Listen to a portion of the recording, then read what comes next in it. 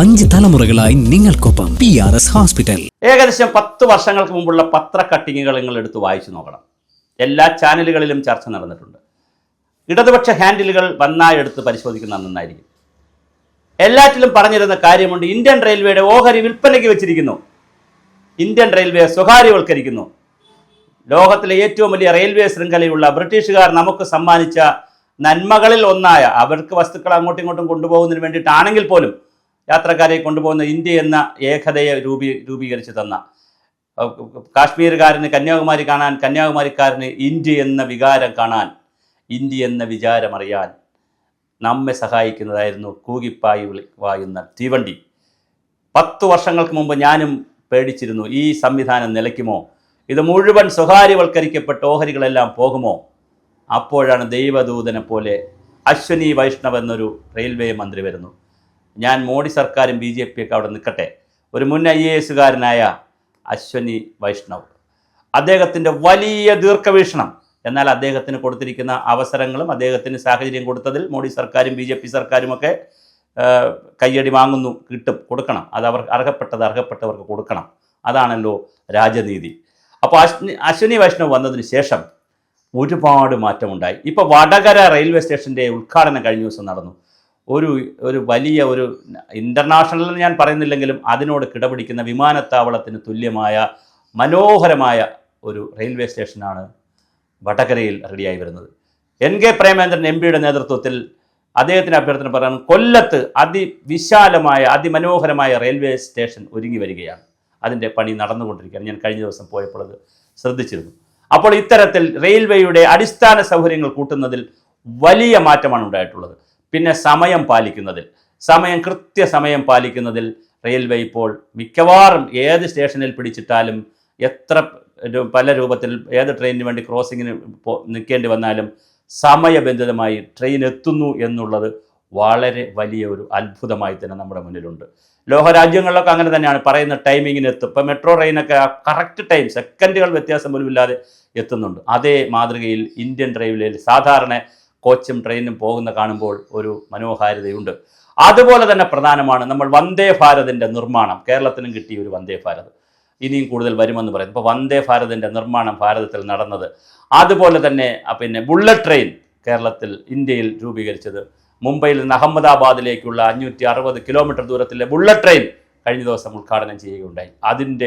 അതിൻ്റെ ഒരു ആവേശം. ഹൈഡ്രജൻ ട്രെയിനുകൾ ഉണ്ടാക്കുന്നു ഇന്ത്യ. ചൈനയും ജപ്പാനെയും ഒക്കെ കടത്തി വെട്ടിക്കൊണ്ട്, മലേഷ്യയെല്ലാം വെട്ടിക്കൊണ്ട് ഇന്ത്യ ഹൈഡ്രജൻ ട്രെയിനുകൾ ഉണ്ടാക്കുന്നു, ബുള്ളറ്റ് ട്രെയിനുകൾ ഉണ്ടാക്കുന്നു. മണിക്കൂറിൽ 500-600 കിലോമീറ്റർ ഓടാൻ കഴിയുന്ന, അങ്ങനെയൊക്കെ വന്നാൽ കേരളത്തിൽ 1 മണിക്കൂർ കൊണ്ട് കാസർഗോഡ് എത്താൻ കഴിയുന്ന നിലയിലേക്ക്, രാവിലെ പോയി ഉച്ചയ്ക്ക് തിരിച്ചു വരാൻ കഴിയുന്ന നിലയിലേക്കുള്ള ബുള്ളറ്റ് ട്രെയിനുകൾ, ഹൈഡ്രജൻ ട്രെയിനുകളൊക്കെ, അതിൻ്റെ പാതയുടെ പ്രശ്നമുണ്ട്, സ്ഥലമെടുപ്പ്, അതൊക്കെ ഉണ്ട്. പക്ഷേ അങ്ങനത്തെ ട്രെയിനുകളൊക്കെ കണ്ടുപിടിക്കുന്നു എന്ന്, അതിന് പ്രോത്സാഹനം കൊടുക്കുന്നു എന്നുള്ളത് വലിയൊരു കാഴ്ചപ്പാട് തന്നെയാണ്. മേക്ക് ഇൻ ഇന്ത്യയിൽ ഏറ്റവും കൂടുതൽ ഉണ്ടാക്കിയത്, യുദ്ധോപകരണങ്ങൾ കുറേ ഉണ്ടാക്കിയതുപോലെ തന്നെ റെയിൽവേയുടെ ഒരുപാട് പാർട്ടുകൾ ഇന്ത്യയിൽ നിന്നുണ്ടാക്കുന്നു. റെയിൽവേ ലോകത്തിലെ വിവിധ രാജ്യങ്ങളിലേക്ക് ബുള്ളറ്റ് ട്രെയിനുകൾ തയ്യാറാക്കി കൊടുക്കുന്നു. ഹൈഡ്രജൻ ട്രെയിനുകളുടെ ഓർഡറുകൾ ലഭിക്കുന്നു. ചൈനയിലൊക്കെ ആകട്ടെ 3-4 റീജിയണായി തിരിച്ചുകൊണ്ട് അത് വലിയ സ്വയംഭരണ അവകാശമൊക്കെ കൊടുത്തുകൊണ്ടുള്ളൊരു സ്വകാര്യ മേഖല പോലെ പ്രവർത്തിച്ചിട്ടൊക്കെയാണ് അവർ അത്ഭുതങ്ങൾ സൃഷ്ടിക്കുന്നത്. പക്ഷേ ഇവിടെ ഒരു പൊതുമേഖലാ സംവിധാനത്തിൽ നിന്നുകൊണ്ട് തന്നെ, ഒരു ഗവൺമെൻറ്റിൻ്റെ കീഴിൽ നിന്നുകൊണ്ട് തന്നെ കൃത്യമായി രാജ്യത്തെ 140 കോടി ജനങ്ങൾക്കും വലിയ ആവേശം നൽകുന്ന തരത്തിൽ ഇപ്പോൾ ചിനാബിൻ്റെ പാലം നിർമ്മിച്ച് അതിൽ കൂടെ ട്രെയിൻ ഓടുന്നു. ലോകത്തിലെ ഏറ്റവും പീസ ഗോപുരം കഴിഞ്ഞാൽ ലോകത്തിലെ ഏറ്റവും കൂടുതൽ വലിയ ഗോപുരമായ ചിനാബ് നദിക്ക് മുകളിലൂടെ 400 മീറ്റർ പൊക്കത്തിൽ പാലം നിർമ്മിച്ച് ലോകത്തിലെ ഏറ്റവും വലിയ എഞ്ചിനീയറിംഗ് വിസ്മയമായ പാലത്തിലൂടെ ഇന്ത്യൻ റെയിൽവേ ഓടുന്നത് കാണുമ്പോൾ നമ്മൾ സാങ്കേതിക വിദ്യയിൽ പിറകിലല്ല. ഇന്ത്യ ഒരു ദശകമായി ഇന്ത്യൻ റെയിൽവേ നേടിയിട്ടുള്ള നേട്ടം അസൂയാവഹമാണ്. ലോകത്തിലെ എല്ലാ രാജ്യങ്ങൾക്കും മാതൃകയാക്കാവുന്നതാണ്. ഇതിൻ്റെ പിന്നിൽ പ്രവർത്തിക്കുന്ന അശ്രാന്ത പരിശ്രമം നടത്തുന്ന ഒരുപാട് ആളുകളുണ്ട്. ഇന്ന് നമ്മുടെ കേരള കൗമുദി പത്രത്തിൽ സംസ്ഥാനത്തെ റെയിൽവേ പദ്ധതികൾ വികസനം പുതിയ അനുഭവമാകും എന്നൊരു ആർട്ടിക്കിൾ എഡിറ്റോറിയൽ പേജിലുണ്ട്. അതിൽ doctor Manish Thaplan, railway division manager Thiruvananthapuram, അദ്ദേഹത്തിൻ്റെ ഇൻ്റർവ്യൂമുണ്ട്. അദ്ദേഹം അതിനകത്ത് പറയുന്നുണ്ട്, കേരളത്തിൽ ഡബിൾ ഡക്കർ ഇല്ലാത്തത് മേൽപ്പാലങ്ങളുടെയും തുരങ്കങ്ങളുടെയും ചില പ്രശ്നങ്ങൾ കൊണ്ടാണ്, അല്ലെങ്കിൽ ഡബിൾ ഡക്കർ ട്രെയിനുകൾ വരുമായിരുന്നു. വിഴിഞ്ഞം തുറമുഖ പദ്ധതിയുമായി ബന്ധിപ്പിച്ചുകൊണ്ട് തുരങ്കപാതയിൽ വിഴിഞ്ഞത്ത് നിന്ന് ബാലരാമപുരത്തേക്ക് റെയിൽവേ നിർമ്മിക്കുകയാണ്. അപ്പോൾ ആ തരത്തിൽ സംസ്ഥാന പദ്ധതി സർക്കാരിൻ്റെ പദ്ധതിയാണ്. അതിൽ 2 റൂട്ടിലേക്ക് ഈ പാതയെ ബന്ധിപ്പിക്കുന്ന ബാലരാമ റെയിൽവേ സ്റ്റേഷനിൽ സൗകര്യങ്ങൾ വർദ്ധിപ്പിക്കുന്നതിനുള്ള നടപടികളും ആരംഭിച്ചിട്ടുണ്ട്. അപ്പോൾ വളരെ വലിയൊരു, പിന്നെ അതുപോലെ തന്നെ മറ്റൊരു, ഇപ്പം നമുക്ക് കേരളയിൽ നടത്തിയാലും ഇല്ലെങ്കിലും അതിൻ്റെ വിഭാവനം ചെയ്യാനൊക്കെ പറ്റുന്നത് ഈ റെയിൽവേ കോർപ്പറേഷനുകൾ സംസ്ഥാന അടിസ്ഥാനത്തിൽ തുടങ്ങാനുള്ളൊരു അനുവാദം കേന്ദ്ര ഗവൺമെൻറ് കൊടുത്തു. അതിൻ്റെ അടിസ്ഥാനത്തിൽ സംസ്ഥാനങ്ങളുടെ റെയിൽവേ സംവിധാനങ്ങൾ വികസിപ്പിക്കുവാനുള്ള സാധ്യതകളും കൊടുത്തിട്ടുണ്ട്.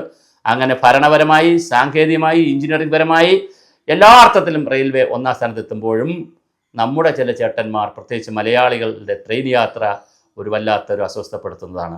അവർ ഇപ്പോഴും ബാത്റൂമുകളിൽ കയറി അശ്ലീലം എഴുതി വെക്കുക, പലരുടെയും ഫോൺ നമ്പർ എഴുതി വെക്കുക, സ്ത്രീകളുടെ നമ്പർ എഴുതി വെക്കുക, ബാത്റൂം വൃത്തികേടാക്കുക, ട്രെയിനിൽ ഇരുന്നു കൊണ്ട് മാലിന്യങ്ങൾ വലിച്ചെറിയുക, അവശിഷ്ടങ്ങൾ വലിച്ചെറിയുക, അലക്ഷ്യമായി ട്രെയിനിൽ കയറുക, പ്ലാറ്റ്ഫോമിൽ അലക്ഷ്യമായി മാലിന്യങ്ങൾ വലിച്ചെറിയുക.